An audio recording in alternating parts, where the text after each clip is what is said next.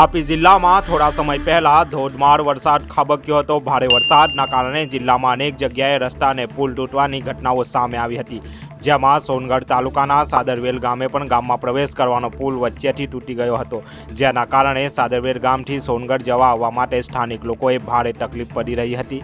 આ ઉપરાંત ધંધા રોજગાર માટે જતા આવતા લોકોને હાલાકી વેઠવાનો વારો આવ્યો હતો, સાથે જ દૂધ ભરવા જતા આવતા લોકોને પણ હાલાકી નડી રહી હતી।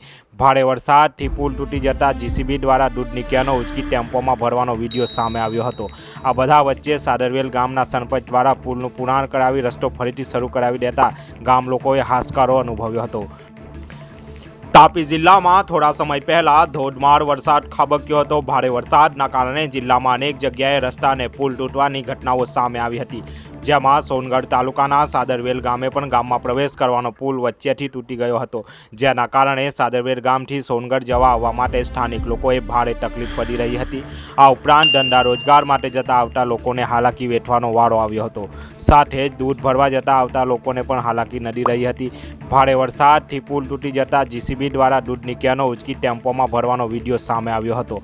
આ બધા વચ્ચે સાદરવેલ ગામના સરપંચ દ્વારા પુલનું પુનઃ કરાવી રસ્તો ફરીથી શરૂ કરાવી દેતા ગામ લોકોએ હાશકારો અનુભવ્યો હતો। તાપી જિલ્લામાં થોડા સમય પહેલા ધોધમાર વરસાદ ખાબક્યો હતો। ભારે વરસાદના કારણે જિલ્લામાં અનેક જગ્યાએ રસ્તા અને પુલ તૂટવાની ઘટનાઓ સામે આવી હતી, જેમાં સોનગઢ તાલુકાના સાદરવેલ ગામે પણ ગામમાં પ્રવેશ કરવાનો પુલ વચ્ચેથી તૂટી ગયો હતો, જેના કારણે સાદરવેલ ગામથી સોનગઢ જવા આવવા માટે સ્થાનિક લોકોએ ભારે તકલીફ પડી રહી હતી। આ ઉપરાંત ધંધા રોજગાર માટે જતા આવતા લોકોને હાલાકી વેઠવાનો વારો આવ્યો હતો, સાથે જ દૂધ ભરવા જતા આવતા લોકોને પણ હાલાકી નડી રહી હતી। ભારે વરસાદથી પુલ તૂટી જતા જીસીબી દ્વારા દૂધની કેનો ઉંચકી ટેમ્પોમાં ભરવાનો વિડીયો સામે આવ્યો હતો। આ બધા વચ્ચે સાદરવેલ ગામના સરપંચ દ્વારા પુલનું પુનઃ કરાવી રસ્તો ફરીથી શરૂ કરાવી દેતા ગામ લોકોએ હાશકારો અનુભવ્યો હતો। બ્યુરો રિપોર્ટ, લોક સમાચાર, તાપી।